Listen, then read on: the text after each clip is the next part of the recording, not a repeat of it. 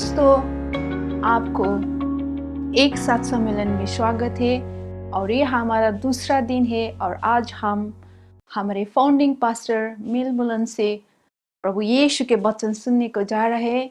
मुझे विश्वास है आज भी आपका दिन बहुत आशीषमय रहेगा। इस समय में असाधारण उदारता के बारे में बात करना जा रही हूँ। उदारता का कार्य उदारता के दिल का अनुसरण करेगा। एक उदारता का दिल आता है जब हम यूहन्ना 3:16 में परमेश्वर की उदारता का अनुभव करते हैं, क्योंकि परमेश्वर ने जगत से ऐसा प्रेम रखा कि उसने अपने एकलौता पुत्र दे दिया, ताकि जो कोई उस पर विश्वास करे वह नाश न हो परंतु अनंत जीवन पाए। बाइबल में एक आदमी है जिसका जीवन यीशु से मिलने के बाद बदल गया था। परमेश्वर का प्रेम का सामना करने के बाद वो उद्धार हो गया। और आज मैं जक्कई के बारे में आपसे बात करना चाहती हूँ, जो एक संग्रह करता था। लूका के 19 अध्याय के 1 से 10 तक हम पढ़ेंगे। या ऐसा लिखा है, यीशु यरीहो में प्रवेश करके जा रहा था और देखो, जक्कई नाम का एक मनुष्य था जो संग्रह करने वालों का सरदार और धनी था। वो यीशु को देखना चाहता था कि वह कौन सा है, परंतु भीड़ के कारण देख ना सकता था। जब यीशु उस जगह पहुंचा तो ऊपर दृष्टि करके उसने कहा, हे जक्कई, झट उतर कर आ, क्योंकि आज मुझे तेरे घर में रहना आवश्यक है। वह तुरंत उतरकर आनंद से उसे अपने घर को ले गया। यह देखकर सब लोग कुड़कुड़ा कर कहने लगे, वह तो एक पापी मनुष्य के यहाँ जा उतरा है। जक्कई ने खड़े होकर प्रभु से कहा, हे प्रभु, देख, मैं अपनी आधी संपत्ति कंगालों को देता हूँ, और यदि किसी का कुछ भी अन्याय करके लिया है तो उसे 6 गुना फेर देता हूँ। तब यीशु ने उसे कहा, आज इस घर में उद्धार आया है, क्योंकि मनुष्य का पुत्र खोया हुए को ढूंढने और उनका उद्धार करने के लिए आया है। लूका 19 को 1 से 10। जक्कई एक संग्रह करता था और जिसने लोगों को धोखा दिया और पैसा उठाया। यीशु के साथ उनकी मुठभेड़ ने उसे पैसा लेने से पैसा देने के लिए बदल दिया। जब आप परमेश्वर को अपने दिल में काम करना देता है तो आप प्यार करने लगेंगे, जो परमेश्वर प्यार करता है और परमेश्वर में निवेश करता है।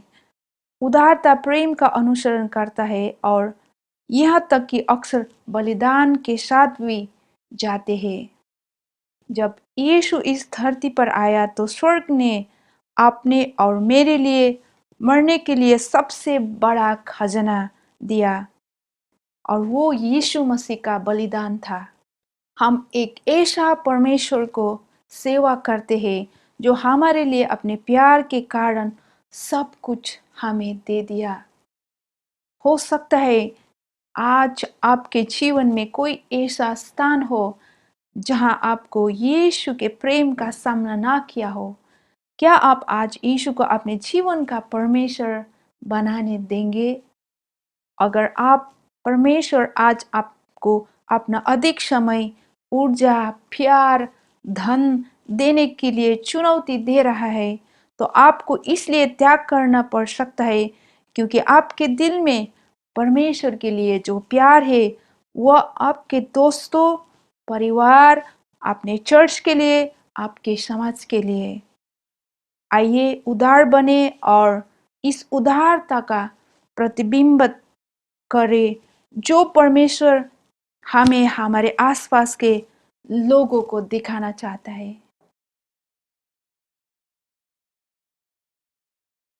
आप सभी को हाय। मैं बहुत खुश हूं कि आज मैं आपके साथ जुड़ा हूं और मैं आपको असाधारण चर्च के बारे में यहां पर बता रहा हूं। आप जानते हैं, हम सब लोग जिस संसार में भी जी रहे हैं वो तो मरी के काल में है, और हम जानते हैं कि ये मरी पूरे संसार में फैल चुकी है और ये हमारे लिए दहशत बन गई है। हम सबको चुनौती मिली है हमारे इस दिन की परिस्थितियों के द्वारा। लेकिन आज मेरे पास आपके लिए अच्छी खबर है। वो ये है कि इस मरी के समय में ही परमेश्वर बहुत ही अद्भुत सामर्थी कलीसिया को तैयार कर रहे हैं। जानते, हमारा चर्च, होम चर्च, 48 साल पहले जन्मा था। ये शुरू हुआ रेड रिड अल्बर्ट में। ये कल्चरल रेवोल्यूशन में हुआ, ऐसे जवानों में जो ड्रग्स की ओर जा रहे थे, परमेश्वर के विरुद्ध में जा रहे थे और यूनिवर्सिटी कैंपस में बलवे हो रहे थे, और परेशानी और परेशानी और परेशानी थी। उन दिनों में हर जगह परेशानी थी, और उसके बीच में परमेश्वर ने अपने पवित्र आत्मा के द्वारा काम किया और हजारों लोग उद्धार पाए, बपतिस्मा पाए और पवित्र आत्मा से भर गए। ऐसे लोग जो डिनोमिनेशनल चर्च से थे, वो तो पवित्र आत्मा के बपतिस्मा के अनुभव में आए, और वो तो आत्मिक रीति से, अद्भुत रीति से, महान रीति से उनका जीवन बदल गया, उससे बाहर आए। खैर, उस समय जो कनाडा के चर्च थे वो बहुत ही छोटे थे, लेकिन उसमें से ये पवित्र आत्मा का महान चलन आया और जन्म हुआ मेगा चर्च का, और फिर सच में पवित्र आत्मा का चलन शुरू हुआ, जिसने सच में उत्तरी अमेरिका और साथ में पूरे संसार में ये फैल गया। और आज हम फिर से एक और संकट में आ गए हैं। हम इस मरी के संकट में आ गए हैं, और इसके बीच में लोग उद्धार पा रहे हैं। हजारों लोग पानी का बपतिस्मा ले रहे हैं और जिंदगियां बदल रही हैं, और यहाँ तक कि नई कलीसियाएं आ रही हैं। ये बनाई जा रही है इस मरी के समय में भी।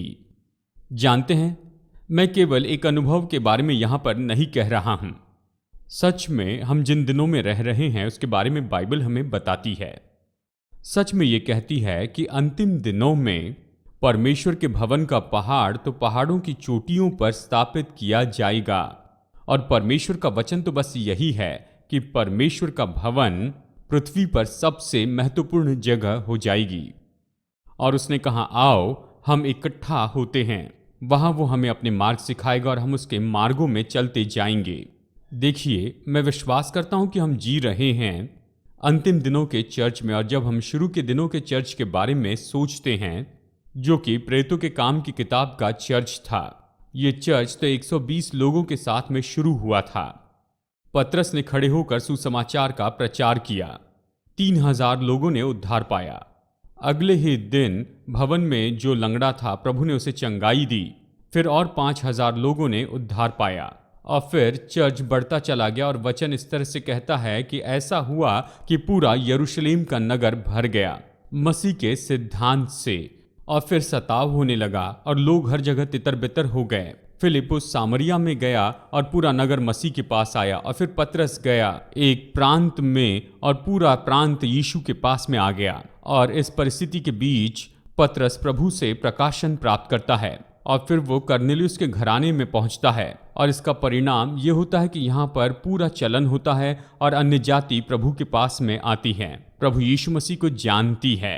ये तो प्रारंभिक दिनों का चर्च था जो पूरे संसार में इस तरह से छा गया। और फिर बस 250 साल में उस समय का जो भी संसार था, या कहिए यानी ज़्यादातर लोग तो मसीह यीशु के अनुयायी हो गए, और मसीहत तो बहुत ही प्रभावी हो गई। उस दिनों का ये विश्वास का तरीका हो गया। ये तो शुरू के दिनों का चर्च था। लेकिन अब हम जी रहे हैं जिसे हम कहते हैं अंतिम दिनों का चर्च। और मैं आपसे कह रहा हूं असाधारण चर्च के बारे में। इसका क्या मतलब है कि असाधारण हो? इसका यही अर्थ है कि ये असाधारण है। ये तो बहुत ही असाधारण रूप में महान है। इसका मतलब है कि ये बिल्कुल अलग है। आप जो कुछ मांग सकते हैं या सोच सकते हैं, ये तो उससे भी बढ़कर है। और मैं विश्वास करता हूं कि इस असाधारण चर्च के युग में हम जी रहे हैं। कुछ भी हो, चर्च क्या होता है, बहुत से लोग इस तरह के सवाल पूछते हैं क्योंकि वो नहीं समझते हैं कि सच में चर्च क्या होता है। खैर, यीशु अपने चेलों के साथ में 3.5 साल रहने के बाद में उसने निर्णय लिया कि वो अपने चेलों को लेकर जाएंगे, उत्तरी इस्राएल में ले जाएंगे, जिसे कैसरिया फिलिपी के नाम से जानते हैं। ऐसी जगह जहां पर लोग अपने ग्रीक ईश्वरों की उपासना के लिए इकट्ठा होते थे। वहां यीशु अपने चेलों को लेकर गए और एक चट्टान पर खड़े हुए जहां ग्रीक ईश्वरों की मूर्तियां उनके पीछे थी और एक बड़ी गुफा खुली हुई थी, और वो वहां पर खड़े होकर उनसे ये सवाल पूछने लगते हैं। उसने अपने चेलों से पूछा कि लोग क्या कहते हैं कि मैं कौन हूं। तो उन्होंने जवाब दिया, कुछ कहते हैं, कुछ लोग कहते हैं तुम भविष्यवक्ताओं में से एक हो, तो कुछ कहते हैं भले मनुष्य, तो कुछ कहते हैं कि तुम यूहन्ना बपतिस्मा दाता हो जो जी उठा, कुछ लोग कहते हैं एलिया मुर्दों में से जी उठा है। फिर यीशु ने उनसे पूछा कि तुम क्या कहते हो कि मैं कौन हूं, जो कि सच में बड़ा सवाल है। सच में ये सबसे महत्वपूर्ण सवाल है जो कि पूछा जा सकता है, जो आज मेरी चर्चा का विषय है कि आप क्या सोचते हैं कि सच में यीशु कौन थे। और यीशु अपने चेलों की ओर मुड़े उनके उत्तर के बाद, तुम क्या कहते हो कि मैं कौन हूं? और पतरस ने कहा, तू मसीहा है, जीवित परमेश्वर का पुत्र। देखिए, विश्वासी के नाते हम लोग ये विश्वास करते हैं कि यीशु ही परमेश्वर हैं, यीशु ही मसीहा हैं। उसे ही परमेश्वर ने भेजा था कि वो पृथ्वी पर रहें 3.5 साल तक और फिर क्रूस पर मर जाए ताकि हम अनंत जीवन का मुफ्त का वरदान प्राप्त करें। यानी तुम क्या कहते हो कि मैं कौन हूं? उन्होंने कहा, तू तो मसीहा है, जीवित परमेश्वर का पुत्र है। मैं कहता हूं कि आप भी इस निष्कर्ष पर आ जाएंगे कि आप यीशु को अपनी जिंदगी में न्योता देंगे। वो आपके लिए इतने वास्तविक हो जाएंगे कि आप अपने मन, भावना और इच्छा में अच्छे से समझ पाएंगे कि सच में यीशु मसीह कौन है। और फिर यीशु ने कहा, जबकि वो चट्टान पर खड़े थे और उसके पीछे ग्रीक ईश्वर थे और एक बहुत बड़ी गुफा थी, और उसने कहा कि इस चट्टान पर मैं अपनी कलीसिया बनाऊंगा और अधोलोक के फाटक इस पर प्रबल नहीं होंगे। वो घोषित कर रहे थे कि यहाँ पर निश्चय कुछ महान होगा, यानी उसकी मृत्यु, गाढ़े जाने और उसके पुनरुत्थान के द्वारा। और वो तो अपने लिए यहाँ पर सबसे महत्वपूर्ण पृथ्वी पर की बात देख रहे थे, जिसे चर्च कहते हैं। चर्च क्या है? खैर, बाइबल के अनुसार चर्च तो ऐसे लोग हैं जो कि बुलाए गए हैं, और जैसे लोग उद्धार पाते हैं वो तो बस अंधकार और परेशानी और जीवन की नकारात्मक बातों से बुलाए जाते हैं, और वो मसीह को प्रभु और उद्धारकर्ता के रूप में जानते हैं, और उन्हें परमेश्वर के साथ में संबंध के लिए बुलाया जाता है। दूसरी बात कि वो परमेश्वर के लोगों के रूप में जमा होते हैं, और फिर वो जमा होते हैं एक देह के रूप में, एक परिवार के जैसे, और हम परमेश्वर का परिवार हो जाते हैं। और फिर हम ट्रेंड होते हैं, तैयार हो जाते हैं और हमें भेजा जाता है। ये तो बिल्कुल असाधारण लोग हैं जो कि असाधारण समय के लिए हैं। परमेश्वर आपको असाधारण अनुभव देते हैं ताकि आप असाधारण जीवन प्राप्त करें, ताकि आप असाधारण व्यक्ति हो जाएं उसके इस असाधारण चर्च में ही। तो खैर, चर्च की कुछ बातों के बारे में चर्चा करते हैं। नंबर 1, चर्च में असाधारण बात क्या है? नंबर 1, ये तो यीशु मसीह में विश्वास है। वही तो मसीहा यानी परमेश्वर के पुत्र हैं। वही तो चर्च की बुनियाद है, और वही तो कलीसिया का कोने का पत्थर है, और स्वयं यीशु मसीह अपने कलीसिया का प्रभु है। दूसरी बात जो चर्च को इतना असाधारण बनाती है वो तो उसकी बुनियाद है। मेरे पास आपके लिए शुभ संदेश है। मेरे साथ में यहाँ पर मेरी बाइबल है जो कि मेरी पसंदीदा बाइबल है, और मैं इस बाइबल को जीवन भर पढ़ते आ रहा हूँ। अपने बचपन से मैं इसे पढ़ रहा हूँ, और मैं खुशी से आपसे कह सकता हूँ कि आप इस किताब को ले सकते हैं। और इसे लिखने के लिए 1600 साल लग गए, और इसमें 66 किताबें हैं इसमें पुराना नियम है और नया नियम है, और इसमें बुनियादी सच्चाई है जिस पर आप बना सकते हैं अपना जीवन, अपना परिवार, आपका भविष्य, आपका व्यापार और आपकी सफलता भी। आप केवल यीशु पर विश्वास ही नहीं कर सकते हैं, लेकिन साथ में आप अपने जीवन के लिए बुनियाद बना सकते हैं, और यह आपको गारंटी देता है कि आप पूरी तरह से सफलता प्राप्त करेंगे और अद्भुत व्यक्ति होंगे, और आप असाधारण व्यक्ति हो जाएंगे परमेश्वर के असाधारण चर्च में। बुनियादी विश्वास, असाधारण, हमारे विश्वास के कारण। दूसरी बात, हमारी बुनियाद के कारण। और नंबर 3, हमारे मूल्यों के कारण। जानते हैं, जब आप विश्वासी हो जाते हैं तो अचानक आप ऐसे व्यक्ति होते जो पहले नहीं थे, और यीशु इसके बारे में बताते हैं जो कि आप हो गए। वो कहते हैं कि आप तो पृथ्वी का नमक हैं। इसका मतलब यही है कि आपका जीवन दूसरे जीवनों पर छिड़का जाता है तो उनका जीवन भी स्वादिष्ट होता है।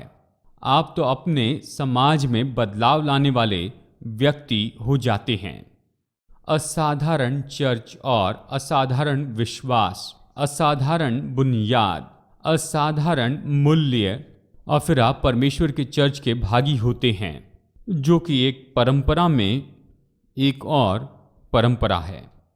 आप जानते हैं, हम ऐसी परंपरा में हैं जहां पर बहुत से नकारात्मक तथ्य जुड़े हैं। हमारे कनाडा की परंपरा में देखिए बहुत से ऐसे नकारात्मक बातें हैं, और दूसरे देशों की भी परंपरा में मैं जानता हूं कि बहुत सी नकारात्मक बातें जुड़ी हैं। लेकिन जानते हैं, परमेश्वर के चर्च में परमेश्वर ने ऐसी परंपरा बनाई है, और ये तो ऐसी है। और मेरी किताब चर्च में यीशु का अनुभव करें, यहाँ पर 7 परंपराएं लिखी हैं जो कि मार्गदर्शन है असाधारण चर्च के लिए ही। और ये जो परंपरा है, ये तो नंबर 1 है। ये आदर की परंपरा है, जहाँ पर लोगों के पास में सम्मान और आदर होगा और सम्मान होगा।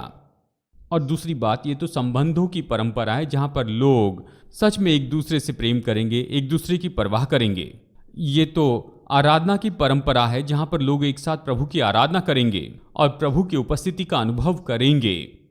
और ये तो ऐसा अनुभव होगा जो कि याकूब ने पाया था जबकि वो अपने भाई से दूर भाग रहा था, और उसके जीवन पर दहशत थी, और उसने पत्थर पर सिर रखा। रात में स्वर्गदूत उस सीढ़ी से नीचे और ऊपर जा रहे थे, और वो बीच में जागता है, कहता है ये तो परमेश्वर के भवन को छोड़कर और कुछ नहीं है, ये तो परमेश्वर की उपस्थिति की जगह है। और वो पहली बार खुद ये महसूस करता है, अपने जीवन में प्रभु की उपस्थिति जानता है। आराधना की परंपरा, अनुभव करने वाला चर्च, अनुभव करने वाली परंपरा तो उदार परंपरा है, खुद को सेवा के लिए देती है। ये ऐसी जगह जहां पर आप लोगों को लेकर आ सकते हैं। अंतिम दिनों में ये कहती है ये तो परमेश्वर का पहाड़ है, और आप कहेंगे आओ आओ हम परमेश्वर के पहाड़ के पास में जाए, वहाँ वो हमें अपने मार्ग सिखाएंगे और हम उसके मार्गों में चलते जाएंगे। और फिर ये तो जीवन देने वाली परंपरा है। मेरे पास आपके लिए शुभ संदेश है। यीशु मसीह आए कि वो आपके लिए 3 काम करें। नंबर 1, वो आपको उद्धार देने के लिए आए, आपके पापों से। वो आपको क्षमा करने के लिए आए, आपको आपके सारे बंधनों से छुड़ाने और अधर्मों से छुड़ाने के लिए आए, और आपके जीवन से संबंधित सारी परिस्थिति से छुड़ाने आए। यीशु मसीह आपको उद्धार देने के लिए आए, वो बस इसीलिए आए हैं। लेकिन दूसरी बात कि वो आपको जीवन देने के लिए आए, केवल ऐसा जीवन नहीं जो भविष्य में होगा, लेकिन अभी जीवन देने आए। उसने कहा मैं इसलिए आया कि तुम जीवन प्राप्त करो और बहुतायत का जीवन प्राप्त करो। उसने कहा यीशु मसीह इसलिए आए कि आपको और भी बेहतर जीवन दे दें, जो कि भरा है बेहतर प्रतिज्ञाओं से, एक बेहतर भविष्य के लिए। और फिर यीशु आए नंबर 3 कि अपनी बड़ी कलीसिया बनाएं। और मैं आपको न्योता देता हूं कि आप इसमें जुड़ जाएं, परमेश्वर के इस महान चर्च में।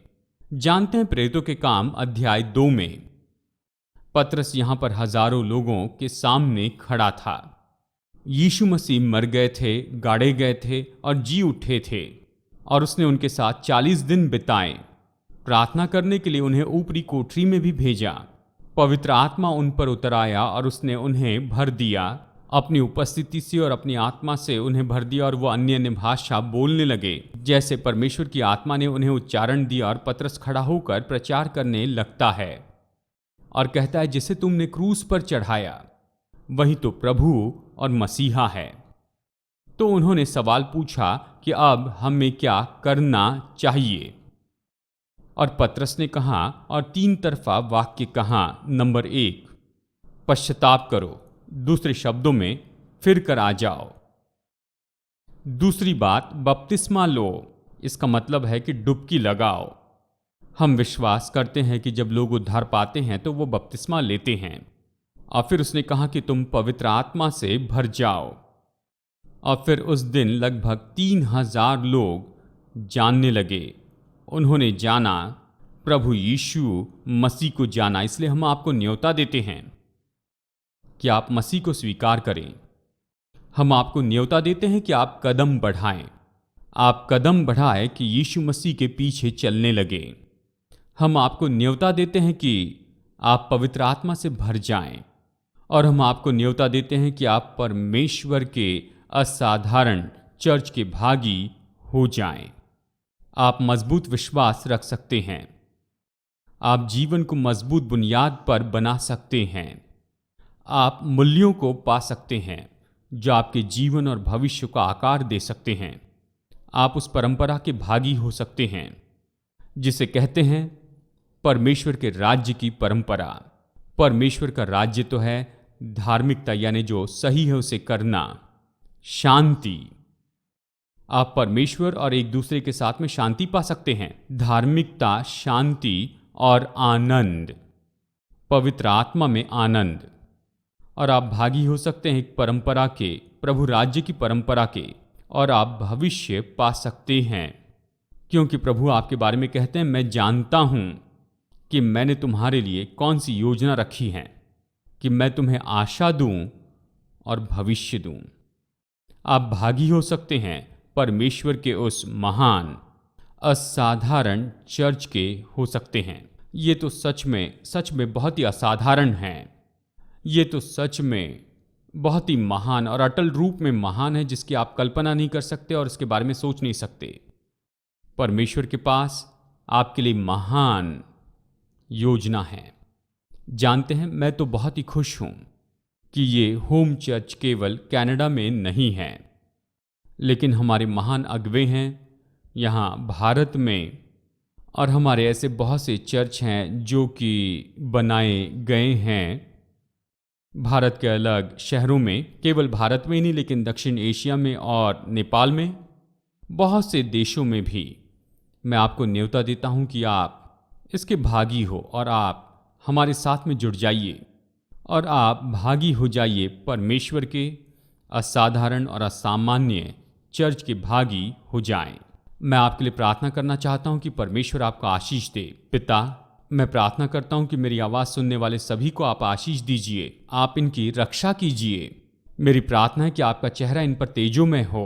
मैं प्रार्थना करता हूं कि आप इन्हें शांति और आशीष दीजिए पिता, यीशु मसीह के नाम में। और यहाँ इस महामारी के समय में भी, इस परेशानी और इन सारी विपत्तियों के बीच मैं आपसे मांगता हूँ प्रभु जी, आप इन्हें शांति दीजिए और आनंद दीजिए, पवित्र आत्मा में आनंद, और ये भागी हो जाएं आपके महान असाधारण चर्च के भागी हों। यीशु मसीह के नाम में आमेन।